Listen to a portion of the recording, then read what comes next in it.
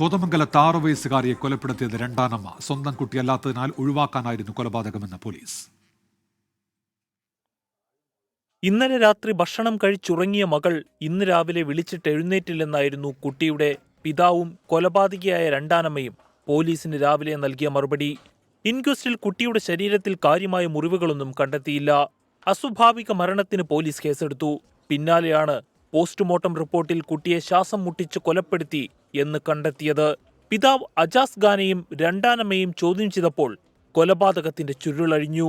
കുഞ്ഞിനെ കഴുത്ത് ഞെരിച്ച് കൊലപ്പെടുത്തിയെന്ന് അൻസിയ പോലീസിനോട് സമ്മതിച്ചു.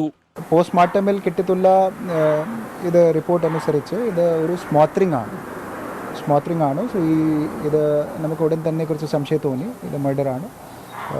ഈ കുട്ടീൻ്റെ അച്ഛൻ പിന്നെ രണ്ടാമത്തമ്മ സ്റ്റെപ്പ് മദറാണ്.